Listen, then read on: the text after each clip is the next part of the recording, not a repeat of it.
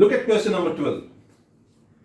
ABCD is a trapezium in which AB is parallel to CD. आपको याद होगा हम एक्सरसाइज 8.1 कर रहे हैं और ये जो क्वेश्चन हम करने जा रहे हैं ये भी पिछले क्वेश्चन की तरह बहुत ही इंपॉर्टेंट क्वेश्चन है, बहुत ही इंपॉर्टेंट क्वेश्चन। यहां पर आपको क्या गिवन है कि ABCD एक ट्रेपेजियम है, ओके, और इसके अलावा क्या गिवन है कि AD जो है it is equal to BC, ये गिवन है आपको। So ABCD is a trapezium in which AB is parallel to CD. आपको गिवन है कि AB जो है वो CD के पैरेलल है, तो आप गिवन लिखेंगे।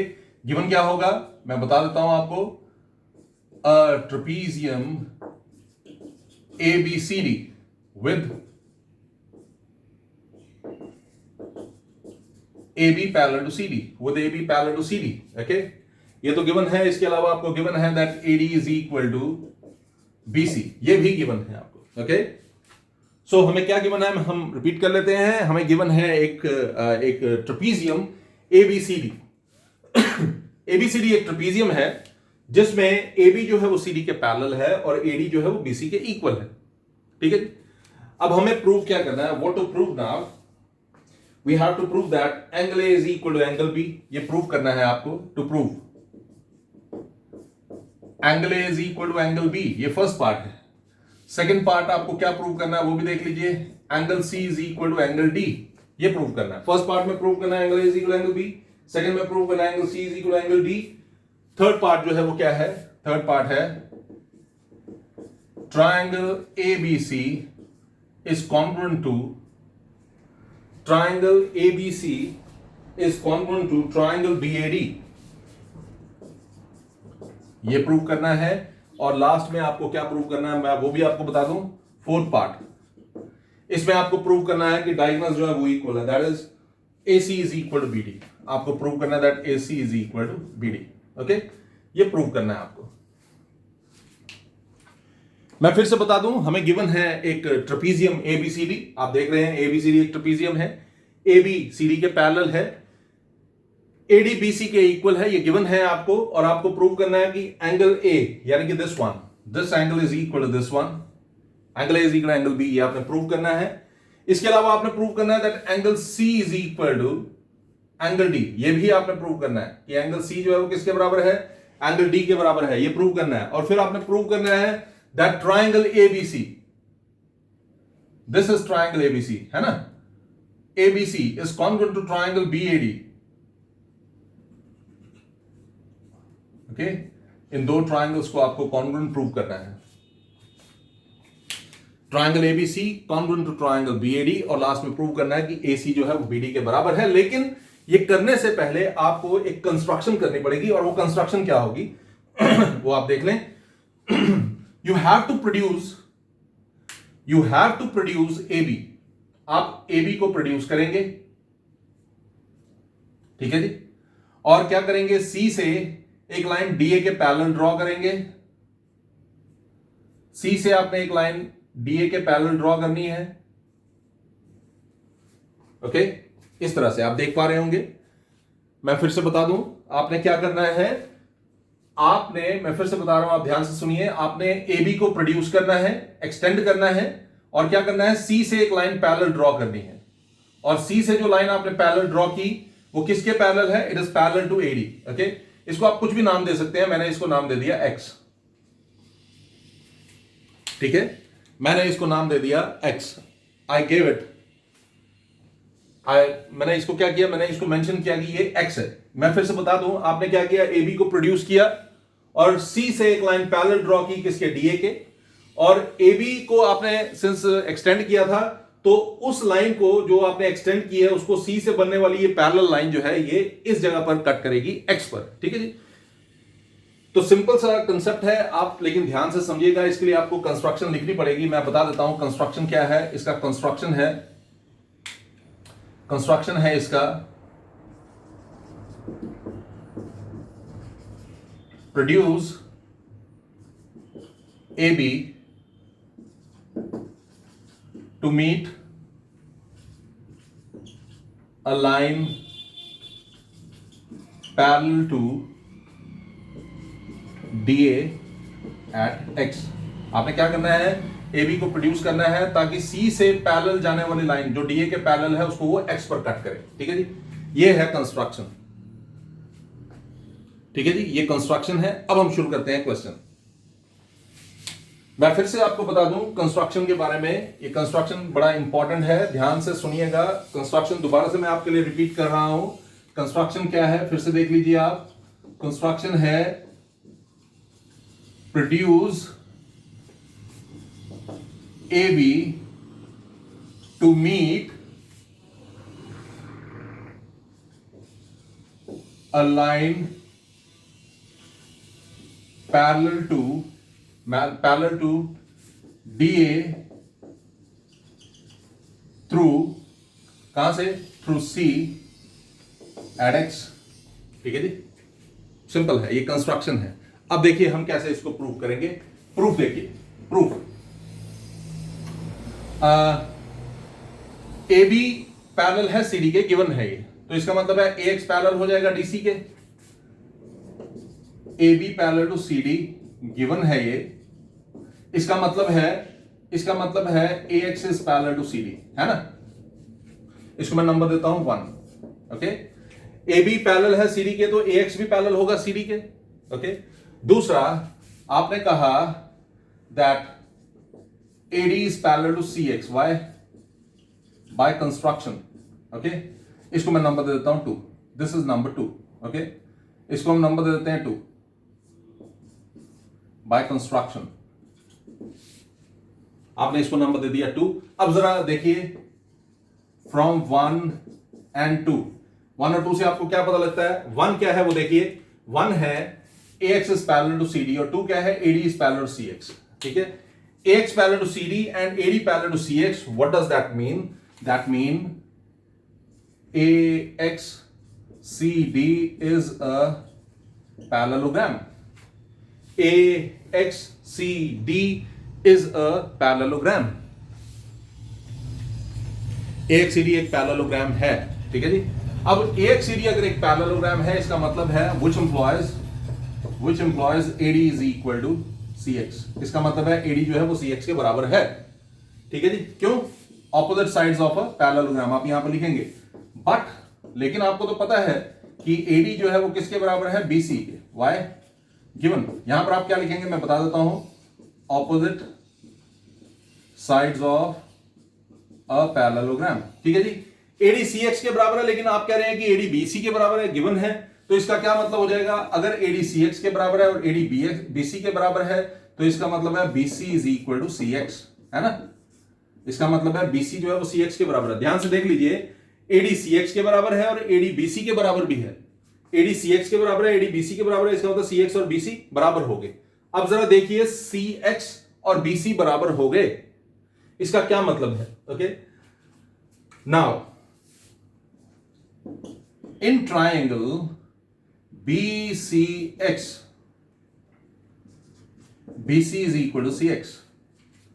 BC जो है वो CX के बराबर है, तो मैं एक काम करता हूं, BC के ऑपोजिट ले लेता हूं एंगल 1 और CX के ऑपोजिट ले लेता हूं एंगल 2। ठीक है जी, angle 1 is equal to angle 2। ठीक है, ये तो आपने प्रूव कर दिया ना, प्रूव्ड।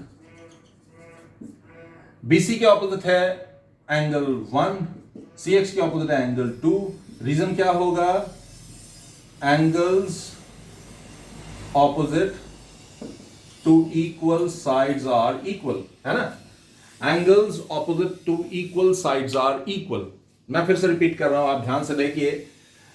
AD पैरेलल है CX के, ओके, और AX पैरेलल है CD के, तो AXCD पैरेललोग्राम हो गया। इसका मतलब AD जो है वो CX के बराबर हो जाएगा, लेकिन AD तो BC के बराबर है, AD CX के बराबर भी है, AD BC के बराबर भी है, तो इसका मतलब है BC और CX इक्वल हो गए। अब इस ट्रायंगल में BCX में BC और CX इक्वल है, तो BC के ऑपोजिट एंगल 1 है, CX के ऑपोजिट एंगल 2 है, ये दोनों इक्वल हो जाएंगे। Angle 1 is equal to angle 2, आप देख सकते हैं angle 1 is equal to angle 2।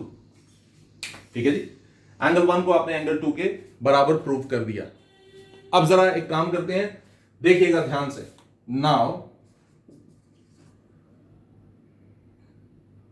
Angle A plus angle 1 is 180 degree. क्या रीजन होगा, AXCD पैरेललोग्राम है, AXCD एक पैरेललोग्राम है और ये अंदर वाले एंगल्स हैं, एंगल ए और एंगल एक्स, तो ये दोनों इक्वल होने चाहिए। तो angle A plus angle 1 is equal to 180 degree. ठीक है, इक्वल नहीं होना चाहिए, सॉरी, इनका सम 180 डिग्री होना चाहिए। एंगल ए और एंगल 1 का सम जो है 180 डिग्री होना चाहिए। तो एंगल ए और एंगल 1 मैंने लिख दिया 180 डिग्री। ठीक है जी। इसके अलावा अब जरा नोटिस कीजिए, angle B also, angle B plus angle 2 is equal to 180 degree. Why? Linear pair. ठीक है जी। एंगल 2 प्लस एंगल बी, ये भी 180 डिग्री होगा। अब फिर से देखिए, angle A plus angle 1 180 degree, angle 2 plus angle B 180 degree. इसका क्या मतलब हो गया? मैं इनको नंबर दे देता हूं। Let us mention number 3, number 4। ठीक है जी। फ्रॉम, अब जरा नोटिस कीजिए, फ्रॉम 3 and 4, थर्ड और फोर्थ से आपको क्या पता लगता है? That angle A plus angle 1 is equal to angle B plus angle 2। Okay, यही पता लगेगा। एंगल ए प्लस एंगल 1 जो है वो एंगल बी प्लस एंगल 2 के बराबर है। लेकिन आप जरा नोटिस कीजिए, आपने तो कहा एंगल 1 और एंगल 2 बराबर है, यानी कि एंगल 1 एंगल 2 कैंसिल हो जाएगा। आपके पास क्या बचेगा? You are going to get angle A is equal to angle B. यही आपका पहला प्रूफ था। ठीक है, आपको यही प्रूव करना था, angle A is equal to angle B. I am sure कि आपको ये समझ आया होगा। अब जरा सेकंड पार्ट के लिए चलते हैं, वो angle C is equal to angle D है। Second part, you prove that angle A is equal to angle B. Okay, prove, आपने इसे प्रूव कर दिया। Subtracting both sides from 180, 180 minus angle A, 180 minus angle B. आप जरा notice कीजिए, angle A plus angle D 180 degree होगा, क्योंकि AX CD एक पैरेललोग्राम है, तो इंटीरियर एंगल्स का सम जो है वो क्या होता है? 180 डिग्री होता है। अगर आप ऐसे नहीं समझे तो आप इसको ऐसे समझे, AB और CD पैरेलल है, तो ये इंटीरियर एंगल्स हैं। ओके, को इंटीरियर एंगल्स, इनका सम जो है वो क्या होगा? 180 डिग्री। मतलब एंगल डी और एंगल ए का सम जो है 180 डिग्री होगा, क्योंकि AB और CD पैरेलल है। ओके, तो अगर मैंने 180, अगर A प्लस डी 180 है, तो आप ऐसा लिख सकते हैं, डी जो है 180 माइनस ए है, यानी कि 180 माइनस ए की जगह मैं एंगल डी लिख सकता हूं। ऐसे ही 180 माइनस बी की जगह मैं एंगल सी लिख दूंगा। ठीक है, और angle C is equal to angle D. I am sure कि आपको ये समझ आया होगा। ठीक है, सिंपल था, कुछ भी मुश्किल नहीं था। मैं फिर से एक बार रिपीट करता हूं आपके लिए, आप ध्यान दीजिएगा। सबसे पहले क्या है, आपको प्रूव करना है ए बी के बराबर। बड़ा सिंपल है प्रूव करना। सबसे पहले आप क्या करेंगे? AX CD को पैरेललोग्राम प्रूव कर देंगे, क्योंकि आपने CX तो पैरेलल ड्रॉ किया था DA के, और AX तो ऑलरेडी CD के पैरेलल है। ठीक है जी, तो AX CD इज अ पैरेललोग्राम। इसका मतलब है AD is equal to CX, but AD तो BC के बराबर था, यानी कि BC और CX दोनों बराबर हो जाएंगे। BC के ऑपोजिट 1 है, CX के ऑपोजिट 2 है, 1 और 2 इक्वल हो गए। ठीक है, जब 1 और 2 इक्वल हो जाएंगे, जैसा कि आपने यहां पर किया, अब आप क्या करेंगे? आपको पता है एंगल ए प्लस एंगल 1 जो है 180 डिग्री होना चाहिए, है ना? को इंटीरियर एंगल्स है ना, ये साथ साथ वाले एंगल्स हैं, या आप ऐसा बोल सकते हैं साथ साथ वाले एंगल्स हैं किसके? पैरेललोग्राम के। तो angle A plus angle 1 must be equal to 180 degree. Also 2 plus B is 180 degree, but you prove that angle 1 is equal to angle 2। तो 1 और 2 कैंसिल हो जाएगा और angle A is equal to angle B हो जाएगा। ये आपने पहला प्रूव कर दिया। अब आपको पता है angle A plus angle D 180 degree है ना? मैं फिर से बता देता हूं, angle A plus angle D 180 degree है। ठीक है ना, साथ साथ वाले एंगल्स हैं। अगर ऐसे नहीं तो आप समझिए AB और CD पैरेलल है, तो ये को इंटीरियर एंगल्स हैं। Angle A plus angle D is equal to 180 degree. तो इसको मैं ऐसे लिख सकता हूं, angle D is equal to 180 minus angle A. Okay, 180 minus angle A, ये देख लीजिए, मैंने दोनों साइड्स को 180 से सब्ट्रैक्ट किया। 180 माइनस एंगल ए की जगह मैंने डी लिख दिया। ऐसे ही ये 180 माइनस बी जो है एंगल सी हो जाएगा। इस तरह से आपने प्रूव कर दिया। 180 माइनस ए डी है, 180 माइनस बी सी है, तो सी इज इक्वल टू डी। ये आपने प्रूव कर दिया। अब आपके लिए नेक्स्ट पार्ट जो है वो प्रूव करना है। वो देखिए, look at the next part. And what is the next part? Next part में आपने प्रूव करना है, क्या प्रूव करना है? आपने प्रूव करना है थर्ड पार्ट। देखिए, थर्ड पार्ट में आपको प्रूव करना है that triangle ABC, where is ABC? This is ABC, this whole triangle is the triangle ABC। ये पूरा ट्राइंगल जो है ट्राइंगल ABC है। ठीक है जी, इसको आपने प्रूव करना है that it is congruent to BAD। And where is BAD? Sorry ABC ये था, एबीसी एंड बीएडी। आपने क्या करना है, प्रूव करना है that ABC and BAD are congruent. ठीक है जी, ये आपको प्रूव करना है। तो जरा देखिए हम किस तरह से इसको प्रूव करेंगे। In triangle ABC and triangle BOD,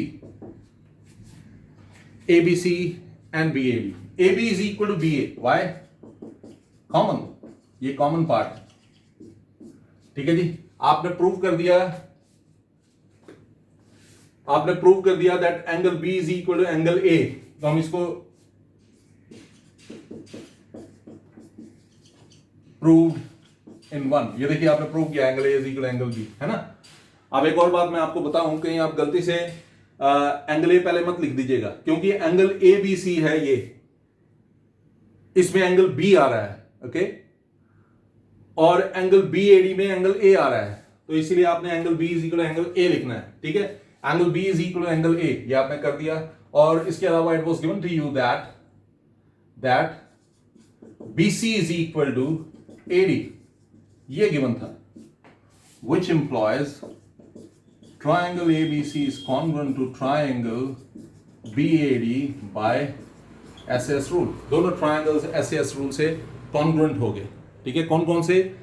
ABC, ये है ABC एंड BAD, दोनों ट्राइंगल्स कॉन्ग्रुएंट हो गए। जब दोनों ट्राइंगल्स कॉन्ग्रुएंट होंगे, ओके, तो आपके लिए फोर्थ पार्ट आसान हो जाएगा। Since triangle ABC is congruent to triangle BAD, why?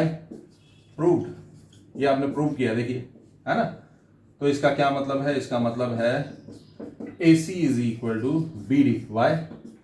CP CT। I'm sure कि आपको ये समझ आ गया होगा।